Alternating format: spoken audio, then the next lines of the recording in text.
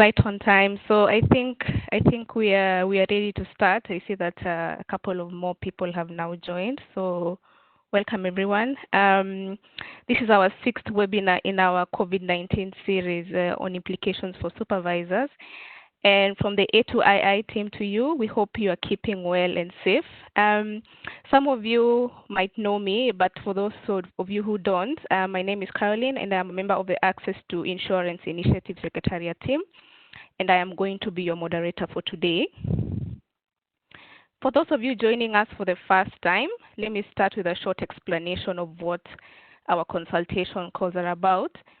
These calls are essentially webinars and are a joint project with the IAIS, the International Association of Insurance Supervisors, and the A2II, the Access to Insurance Initiative.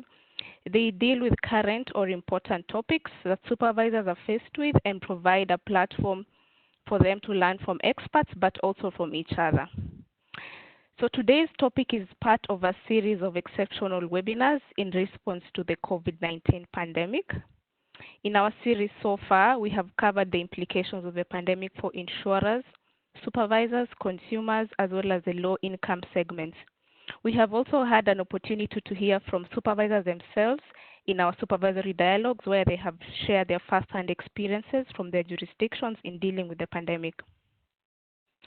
We have also partnered with the Toronto Center, the OECD, and today we are partnering with Cenfri, and we also have AXA on the session today who will share their work and experience with respect to remittances and remittance-linked insurance products. So before introducing our speakers for today, I'm very happy that we have Connor on the call today from the IAIS, our partner in organizing this call with us. So I'll now pass over to Connor for him to say a few words. Welcome, Connor, and please go ahead. Thank you very much, Carolyn, and good morning, good afternoon to everybody. I'm very pleased to be here today to welcome you to this sixth in the special series of webinars organized by the A2II in partnership with the International Association of Insurance Supervisors. Over the past few months, the coronavirus disease has evolved into one of the greatest challenges of the 21st century. There's been a significant impact on all of our lives, the broader economy, and the financial system. The insurance sector has felt the significant impact of the crisis and has been called upon to provide protections to individuals, households, businesses, and these protections are critical in helping people to respond and ultimately recover from this crisis. Insurance supervisors globally have also taken unprecedented action to provide insurers with operational relief and additional flexibility so that they can respond to this pandemic and ensure policyholder protection.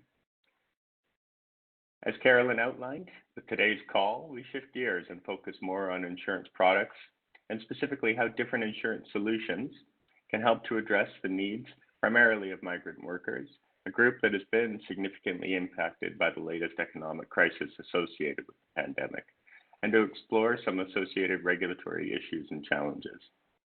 In closing, let me extend my thanks to Carolyn and the team at the Access to Insurance Initiative for convening this webinar series, and I look forward to today's discussions. Thank you, Carolyn, and back over to you. Thank you, Connor, for that introduction, as well as briefly highlighting the focus of today's call. I will now briefly introduce our speakers for today before we move on to the content. So today we are joined by Mia Tom, who is a technical director at Cenfri, leading Cenfri's risk for development portfolio that works with businesses, government, and development partners interested in how to innovate and to encourage financial inclusion, as well as unlock the broader role that insurance should play in the economy. In addition, we're also joined by Michal Matul, who is the head of value-added services, consumer insights, and training at AXA Emerging Customers. Both our speakers for today will outline the work they are doing with respect to remittances, and we'll also hear highlights from Cenfri's reports on remittance-linked insurance products. Perfect. So before we begin today, I will now quickly just run through some key logistical information and the tools that you can actually use to engage with us on the webinar today. So you are muted during the presentation, generally just to improve the audio quality of the call. You can unmute yourself by clicking on the microphone icon next to your name. if you want to say something or ask a question. This session will last an hour, and at the end, we will time for you to ask your questions either through the chat function, which is a little button which appears on the right-hand corner, or you can also email us at consultation.call@a2ii.org. We encourage you to also already think about your questions and comments, and you can post this on the chat function during the presentations. So before taking up much time, I will now hand over to Mia from Cenfri. Mia, welcome, and please go ahead. Thank you so much, Caroline, and thank you for the opportunity to talk about this topic. I think it's highly relevant, as Connor mentioned as well, during this time of COVID-19, where migrants have been particularly hard hit. But I think it's not just the migrants, it's also the countries that depend on the remittances that they're receiving that are struggling from the loss of those remittances. I think before we jump into the topic, I maybe want to just first define what remittances are. And I mean, remittance-linked insurance is. And before we do that, there's just one technical challenge. Apologies, Caroline, I'm struggling to control the slides. So I'm going to have to ask you to go through them if that's okay. Yeah, that's fine. I think slide, and then maybe the next slide. Thank you so much. Yes, so if we talk about this topic of remittance-linked insurance, it's basically insurance that is offered through a remittance service provider as a distribution partner, or they can also play a range of other roles in terms of communicating, collecting other sources of information, etc. And we're focusing today on cross-border remittances. There's also the potential to distribute this product for local remittances, but we'll focus on cross-border remittances for today. Caroline, if we can go to the next one. There's already a couple of products in the space, but not many. And I think the latest and probably the most significant partnership is the one with AXA and Western Union. I'm very glad that we've got AXA here later today that can talk you through their product, because I think that's an excellent illustration of the potential of these products. But in general, remittance-linked insurance is not very common, and we'll talk today about what some of the challenges are to offering those products. Next slide, please, Caroline. So I think if we talk about the significance of remittance-linked insurance, especially in the time of COVID-19, remittances are substantial flows of forex as well as just capital into developing countries, and they support a huge number of people. About 200 million people were sending money home in 2017, and they were sending over $500 million, which is a vast amount of money. So from a development perspective, remittances is a key objective for most developing countries. And even for developed countries, it's a critical product to help developing countries remain sustainable and to enable local migrants to be effective at home. If we think about the remittance-linked product, COVID-19 is a good example of where something went horribly wrong, and there's shocks that are faced by a range of people which have affected incomes. So remittances were no longer able to be sent. The World Bank estimates that about 20% of remittances will be lost this year due to COVID-19. So you've got income shocks for the sender, but you also have a lot of shocks for the recipient. So you have health shocks, you have loss of income with businesses being lost due to lockdowns and other constraints. So there's a lot of shocks both on the sender and the recipient side, which affects the flow of the remittances. These shocks are insurable, but we don't really see many products that are yet emerging in this space. Next, please, Caroline. And I think if we look at some of the key barriers to these products, they are regulation-driven, but they are also big partnership constraints. And I think we need to reflect on what some of the models are to unpack that a bit further. So if we think about a remittance-linked product, there's different ways in which it can work. And from a regulatory perspective, there's a big question of jurisdiction.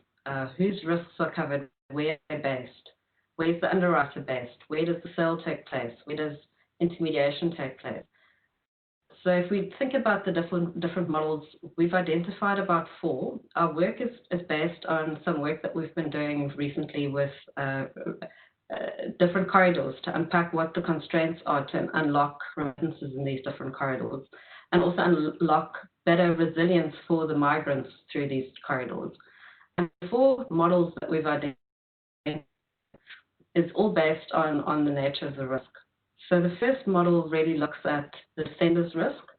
So in this case, if we look at COVID-19, the sender might lose their income temporarily, but they still have an obligation to send home income because they have dependents in their recipient countries.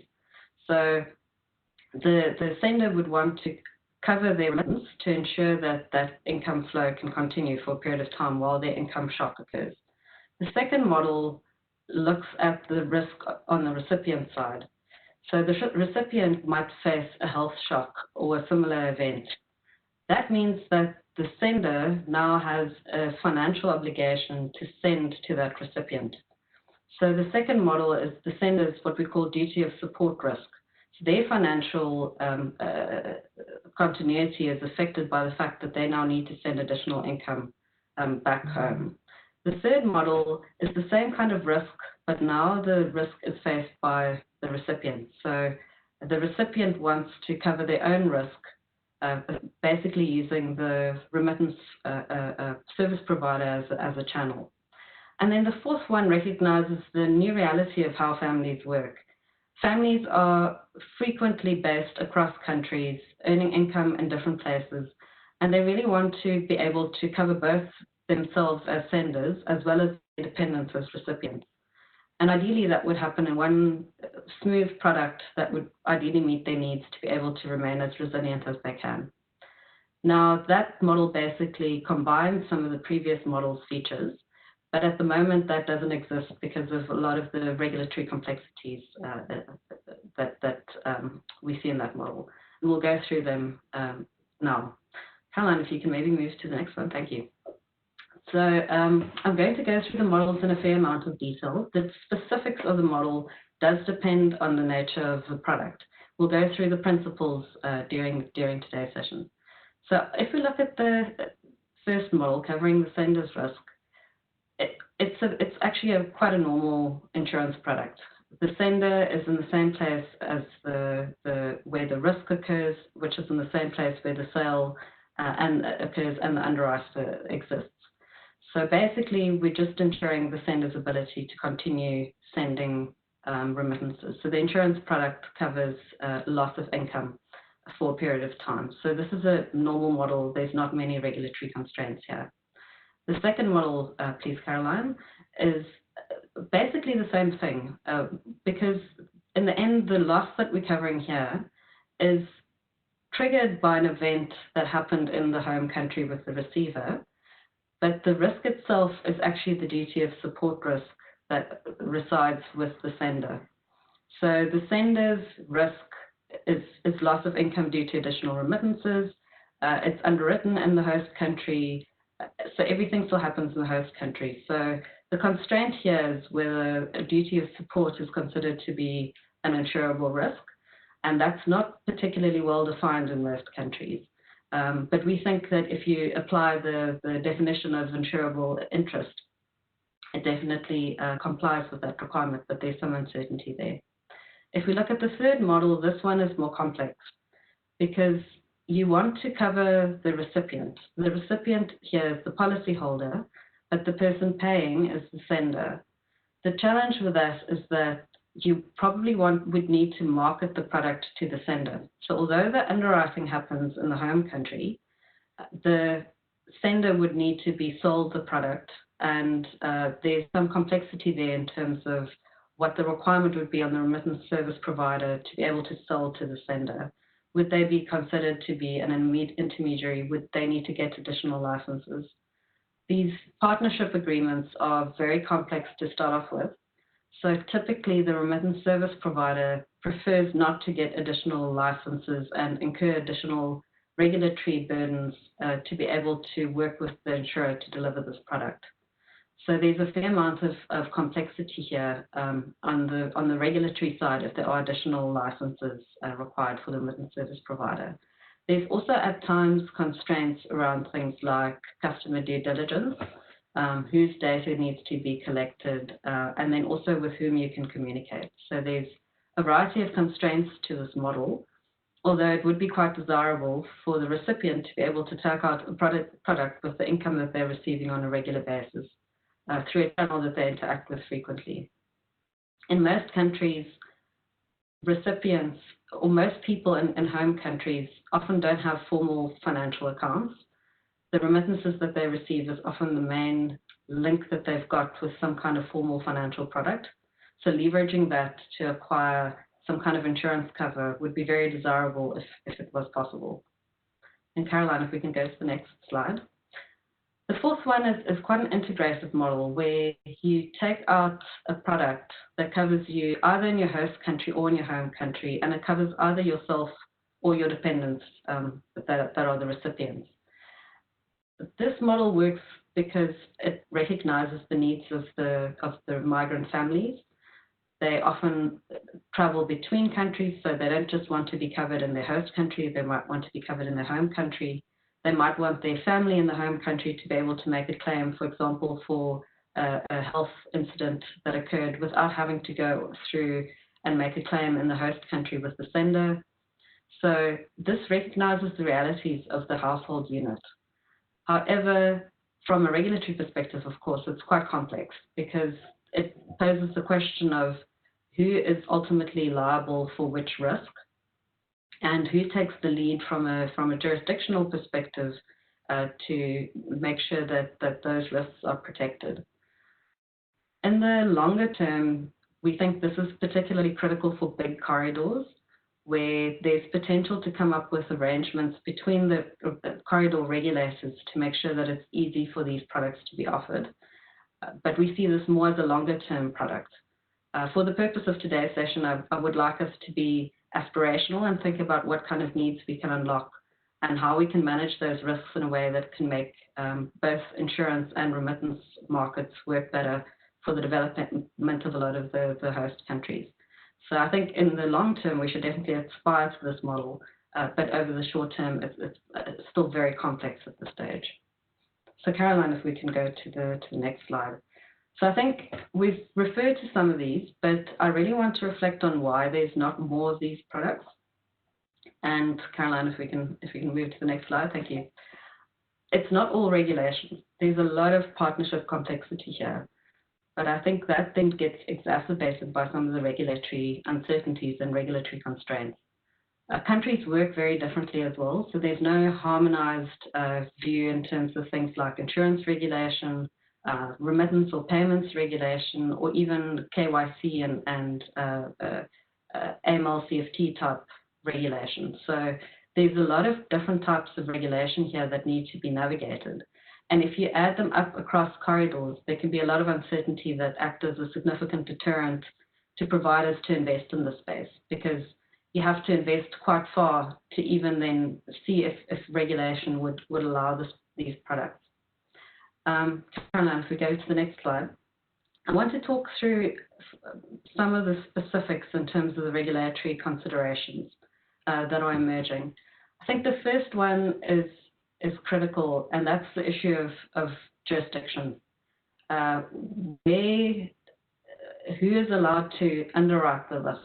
And what often happens here is we looked at, in quite a lot of depth, the corridors between the UK and Nigeria, the UK into CIMA, and then also France into those two corridors. So a lot of the work that we've done so far has been connected into Europe, into Africa corridors.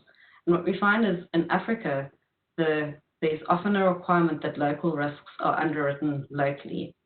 So that then begs the question of what is the nature of the risk? Is the risk arising in say, Nigeria, or is the risk arising in the UK?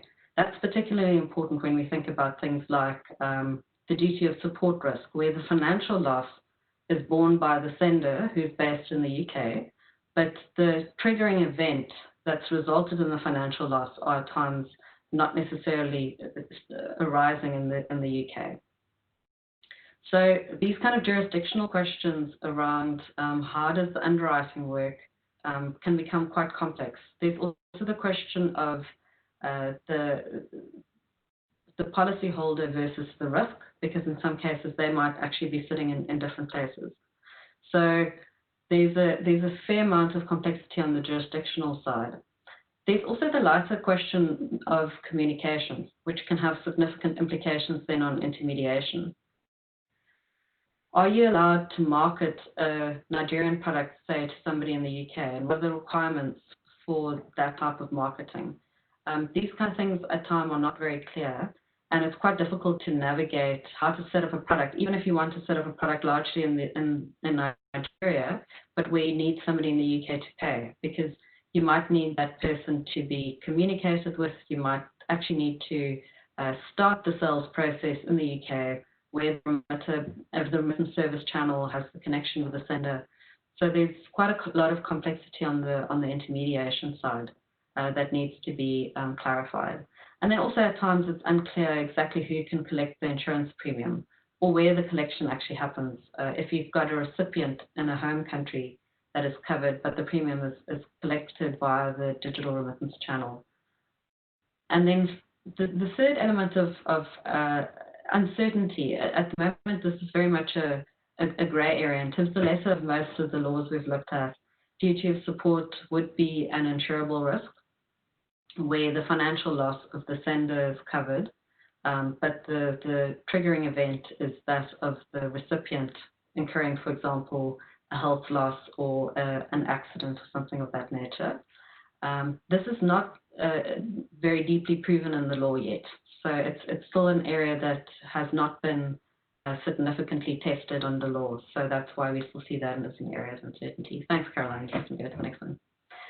Then if we look at the other challenges that we've seen, if we look at those corridors, that we've also, in engaging with some of the very few providers offering this product, we see similar challenges in terms of using these products into Asia.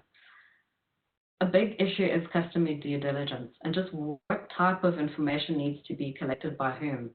Some regulation is very prescriptive. Some regulation requires hard copies of documents. And that can create a lot of additional constraints if the insurance product requires additional documentation to be collected beyond what the remittance service provider is already collecting. But also just in terms of how some of the manual processes need to work if you're partnering with largely a digital remittance service provider. So there's a lot of uncertainty around the customer diligence and who needs to or is allowed to lead with which aspect of customer due diligence. Then there's the question of digitization, the normal challenges around the extent to which electronic signatures are permitted, where electronic sales take place, how data can be used, because these are cross-jurisdictional products, so there's challenges on the digitization side, and then also at times questions around how group policy will work in bundling, which at times the law is silent on. Caroline, if we can go to the next slide, thank you.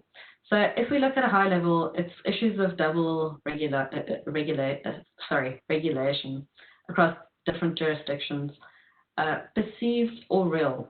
The perception of uncertainty around how to approach the regulation is a big deterrent of how to offer these products. And then we've got a fair number of the digitization barriers that I've spoken to and the customer due diligence barriers. Caroline, if we can conclude. Apologies, 2 more slides. So if we look at the regulatory considerations per model, now Caroline, I think that's useful to go to the previous slide. The main barriers that we see are really, there's not much barriers for Model 1.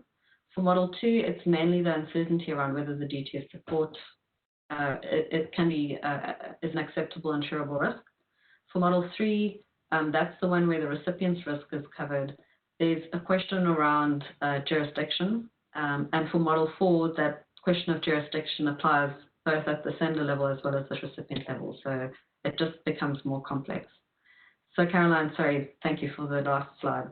If we think about the overall imperatives then to how can we actually make these products work, because I think from a development perspective and from a financial inclusion perspective, these products are critical. But there's then the question of, okay, practically what there needs to be done. And I think particularly for supervisors that operate in some of the big remittance corridors, which include corridors of the UK into Nigeria, UK into French Africa, France into French Africa, and then also, of course, South Africa into especially the rest of SADC. I think there needs to be agreements in place to make it clear that this is a product that is desirable, that the regulator is interested to develop and engage with partners on how to develop this. Very similar to our current thinking about how to engage with InsurTech. And I think there's the communication angle, and then there's also the question of how to engage between supervisors to make this process as simple as possible for the partners that do want to take the big investment leap and try and unlock this market. And then to be proactive around addressing the barriers, figuring out how to collaborate with fellow regulators in other jurisdictions, and then to address some of the constraints in terms of customer due diligence and KYC, especially to take a risk-based approach. And if the funds that are flowing are small and there aren't significant risks, to make sure that there's simplified customer due diligence in place. There's a lot of onus on the insurers to make this work. But I think in the end, there's definitely a role for supervisors and regulators to make that process a bit smoother. So I think we're going to still hear from AXA, who can share some of the practical realities of trying to make these products work. And yes, thank you so much for the time. I'm very happy to engage with questions a bit later on. Thank you, Caroline.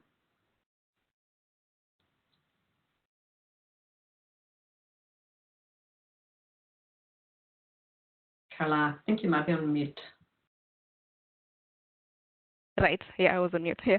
Yeah, thanks, Mia, for that really excellent presentation and also highlighting the cross-border nature of the topic. And I think the key questions and regulatory considerations that you raise is very topical for our participants for today, as well as our next input by AXA. As initially mentioned, we are now joined by Quenta Cicero, who will now step in for Michael Matul, who is not able to join today because he's not feeling well. So the next input will be by Cicero, who will present, Quenta Cicero, who will present AXA's presentation.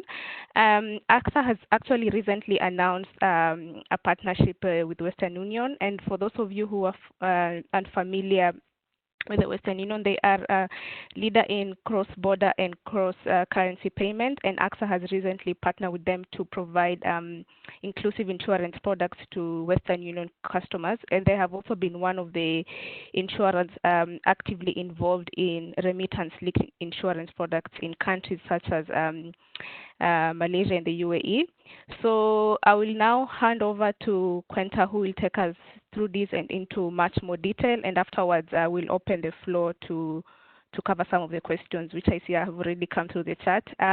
So in the meantime, Quenta, quite welcome, and please go ahead. Thanks a lot, Caroline.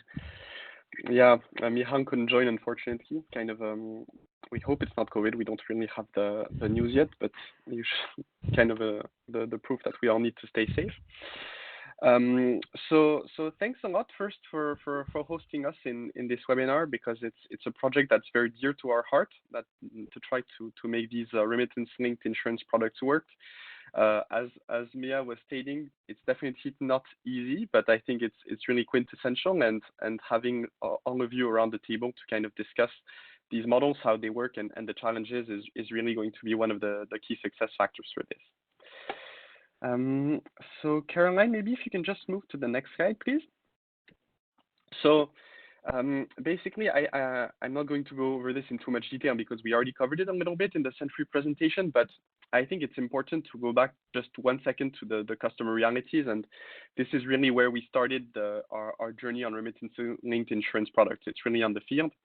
And yeah, we started also from looking at these figures, the 200+ million migrants who send, according to the World Bank, more than $500 billion a year. But that's very theoretical. But in reality, I mean, it's very theoretical because these numbers are so big. In reality, it's really quite telling when you kind of start going on the field, and this is where really we started this work, both in Malaysia. So this is a picture taken with migrants in Malaysia, migrant workers in Malaysia, but also in the UAE and also in Europe. We conducted some of this work. We realized two things. And the one that unites both of these things is that risk is really at the core of the lives of migrant workers around the world, for two reasons. The first one is that their families depend heavily on those remittances. So there's research from IFAD that shows that up to 80% of the income of the families comes from remittances at times. So you have really a heavy dependency on that. It's even stronger in some corridors. So if you look at corridors like, for example, from the UAE to some states in India like Kerala, that's really the figures you would see. The families, they get a huge majority of the income from remittances, and so it happens quite quickly the question of what happens if I'm unable to send money home. And that's really not a theoretical kind of question, right? So here one of the stats we wanted to put forward is that from the migrant workers we discussed with in the UAE, 1 in 5 wasn't able to send money home at least once during the year, and on average twice. So really, I mean, and this can come from a variety of reasons. I mean, migrants often occupy riskier jobs, more unstable jobs. So work accidents, loss of job can be one. You also have quite a reality of delayed salaries in some countries, and that's not to be underestimated, and that can have huge kind of challenges on migrants. The second one is really that emergency remittances, they're not the exception. No, maybe if you can just, they're not the exception, they're really the reality. So when we look at a country like Malaysia, I think this is the stat that's on this slide, you have half of the migrants almost who have been asked for additional remittances. It's mostly to cover health expenses. Sometimes it can be also for school expenses. In the case of Philippines, here there was a lot of reference to natural disasters. But this is really huge because the stat in Spain, to give you an idea, with migrants coming a lot from Latin America or from Senegal, it was 3 out of 4 migrants who were asked at least once in the last year to send additional money home. So there's really the notion that migrants, they're kind of the informal insurance policy of their families at home. And it's quite critical, that they're able to kind of keep the remittance flow going. The challenge is that, the migrants, they're not migrant workers. They don't always understand insurance, and they certainly, don't wake up in the morning dreaming to buy it, right? So this is going to be very corridor specific. So for example, in some cases in the UAE, we've seen that 80% of the migrant workers in the UAE, they're aware that they have health insurance, because that's mandatory for the employers to pay for in the visa process. So there's awareness there. But in Spain or in Malaysia, only 40% of them were aware that they had social protection or mandatory accident insurance in the case of Malaysia. So even when there are insurance plans in place, they're not always aware of them. And it's the same challenge on the receiving end. I mean, from the research we did in Kerala in India, out of the people who were picking up the remittances, you had only 4 people out of 10 who had any form of insurance product, and that's counting in India, where you have a lot of government plans in place, especially for health. So in other countries, we've seen that figure to be as low as 1 out of 10. So that really shows that that there's really vulnerability on both ends of the corridor. So there's definitely a need. But the real question is kind of why now, right? Because migrant workers, it's been a reality for forever, I think. We can fairly say, and we're not the first insurer to have tried this. And our money transfer partners, they're not the first ones to have tried this either. I think what's changing now is a couple of elements. The first one, which is critical and which Mia mentioned in her presentation, is the question of digital. So now it's still only a minority of money transfers which are digital. It's in the range of 10 to 15% from the stats that I have, but it's something that's growing. And it's much easier to kind of attach an insurance product if you're not managing your money transfer with a paper-based process. So that's really one of the changes. And another thing that's really prompted us to try this approach is the fact that AXA is well positioned because we have entities, we have regulated insurance subsidiaries across many of the largest corridors, both on the sending end and on the receiving end. And that's, I think quite a differentiating one, because that means that going back to Mia's models, we can also dream of ensuring not only, the migrant workers, but also their families at home as a second step. Can you take us to next slide, Carolyn, please? So here is kind of the way we were thinking about this. It kind of echoes Mia's model, but here it's more in terms of the customer value proposition, and it adds a little element at the end. So basically, the first one is quite along the lines of what Mia was presenting. It's securing your transfers. So I, as a migrant worker, so here this is the case of Filipino domestic workers in the UAE, want to take, an insurance in case something happens to me in the UAE, so that, my family keeps receiving money for 1 year, 2 years, etc. And that's going to be protection against death, disability, hospitalization, job loss, that the models can kind of vary. So that's the one we start with for several reasons. The first one, because the financial literacy of the migrant workers is often higher on average, so it's an easier sell, and also because they can be influencers for the family at home. And as well, as Mia was stating, it's also easier, even if I wouldn't say that it's easy from a regulatory perspective, because you have less of a cross-border element to this, and you're only dealing with one regulatory framework and not two. So basically, what we have started here, and I'll go in more details after this, is starting with a very low ticket product, that you sell to the migrant workers along the secure your transfers kind of line, and you sell it for quite an affordable amount. So the amount in our customer research has indicated is acceptable is around $1 a month. Of course, I mean, depending on the local currency, that could be 5 ringgit in Malaysia or 5 dirhams in the UAE. But it's that kind of idea. It's the idea that people can test you because they've probably never really bought insurance before, so they would want to kind of be able to test the product without committing financially an important amount to it. And then the second step, and this is where we're starting to work now, is protect your family. So this would be corresponding to Mia's models 2 and 3. So in the idea that the risk is something that happens to the family, but in the end, the migrant is paying for it. And then, there can be several regulatory setups to it, which are Mia's models 2 and 3, but that's more of the idea of the value proposition. And here, where our research shows that, the main expectation from customers is really on health. And this is even more true in this period. So this is really the type of product we are envisaging here.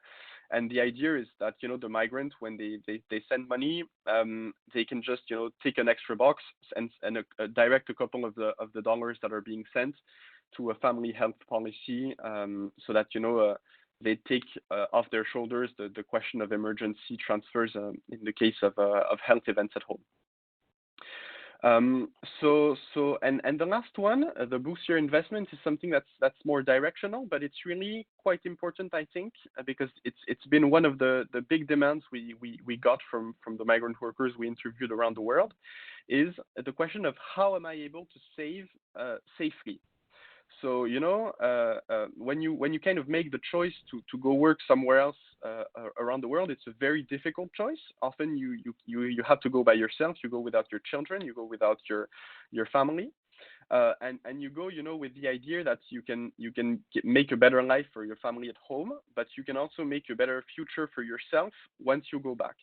So this varies by corridors, because of course there's some corridors where the migration is more definitive. But in other cases, it's really a temporary kind of migration pattern. It's going to be for 2, for 5, for 10 years, and you're going to go home. When you move from India to the UAE as a construction worker, you're not going to live all your life in Dubai or in Sharjah. You know that you're going to go back. So all this money that you send home, you want to make sure that you have a trusted way that it actually impacts your future in a positive way.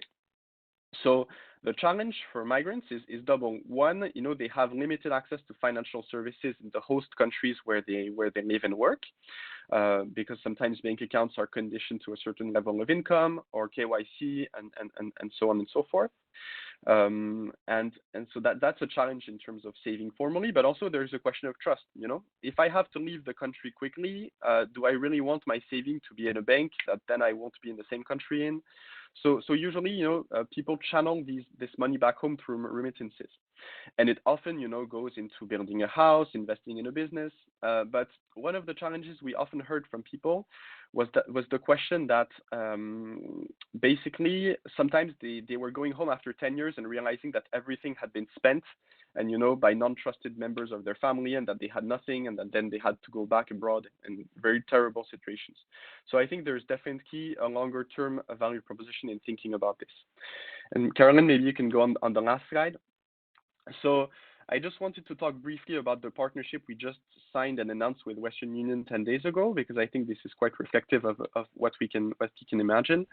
So basically, the scope of the partnership for the first phase is from France to 10 African markets, 10 Francophone African markets. And the idea is, if I'm sending money from France to these markets via an online solution, so westernunion.com, I'm eligible for a free life and disability insurance paid for by Western Union. So here we're using the idea that we're giving free insurance, or at least it's paid for by Western Union, so that we create awareness around insurance, and eventually be able to give higher value offerings to the migrant workers via Western Union. So the payout of 1,000 euros, that's for this first product, corresponds on these corridors to around 6 months worth of money transfer. So in case of death or disability of the sender, at least the family would have some form of basic cushion to be able to cope with, even if it will still be kind of a terrible situation. So really, for Western Union and for AXA, this is really the first step, and it's very much around test and learn. Because it's a new field. That's also why we're starting with this pilot in this corridor, because we've done this in other parts of the world, but each corridor I think is quite specific. But to give you an idea of what we are thinking about in the more midterm, one of the big demands from the diasporas, the African diasporas living in France, is the question of body repatriation, because in case of death, it's very expensive. It can cost from 4,000 to 5,000 euros to repatriate a body. So if there can be an insurance service to be able to manage that for the families, that's quite an important demand. Or things like being able to access a doctor 24/7. AXA has kind of set up these telemedicine call centers in the context of COVID, and that we've seen quite a lot of demand for that. So maybe this is going to be the second step. But yes, our shared vision with Western Union, and hopefully also with the other stakeholders, is going to be to offer additional insurance products and services to ensure both the remittance senders and the families.